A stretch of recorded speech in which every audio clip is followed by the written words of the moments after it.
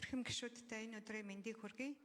За жил бүрийн засгийн газар төсвийн хүрээний мэдэгдэл, төсвийн төсөөлийн тухай хуулийг өргөн мэдүүлэхдээ эдийн засгийн өсөлт сайн байна, нүүрсний үн өндөр байна, экспорт өсч байна, инфляцийг бууруулна гэсэн өөдрөг төсөөлтөөр оруулж ирж байна. Гэвч бодит байдал дээр тооцооллууд төсөөснөр байдаггүй. За ялангуяа өнөөдрийн иргэдийн амьдралд хамгийн хүчтэй нөлөөлж байгаа зүйл бол хүнсний үнийн өсөлт юм а.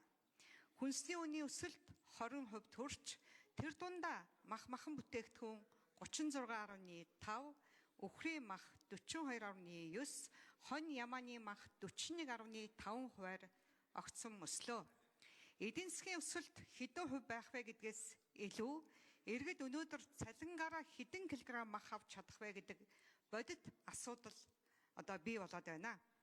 Жил бүрийн хавар махны нийлүүлэлт хумигдаж, үн огцон өсөж, иргэдийн амьдралд дарамт учруулдаг энэ асуудлыг бид улирлын үзэгдэл гэж хараад өнгөрч болохгүй гэдгийг би энд хэлхийг хүсэж байна.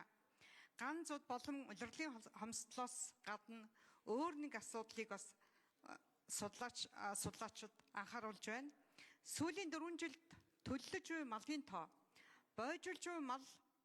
бойжилж байгаа төлөв малын тоо буурсаар байна.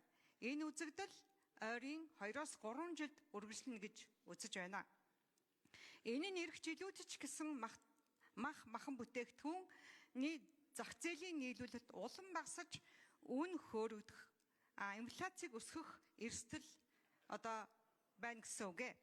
Иймээс эх жилүүдэд мал аж ахуйн салбарын өөрчлөлтийн бэлтгэл ажлыг шинжлэх ухааны үндэслэлтэй тодорхой төлөвлөгөөтэй сайтар хангах талаар засгийн газар төдийгүй иргэд, малчид, мал аж ахуйн мэргэжлүүлж онцгой анхаарах шаардлагатай байгааг хэлхийг хүсэж байна.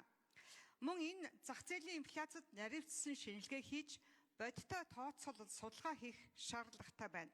Улмаар мах бэлтгэх, агуулгах, хүүтэн хэлхээ, нийлүүлэлтийн сүлжээний асуудлыг бодлогын түвшинд системтэй шийдвэрлэж, зах зээлд бодиттой дэмжлэг үзүүлэх бодлого барихгүй бол хүнсний инфляц цаашид иргэдийн амьдралд хамгийн хүнд дарамт тулж үлдэх эрсдэл хэвээр байгааг энд анхааруулж зохон тэмдэглэхийг хүсэж байна.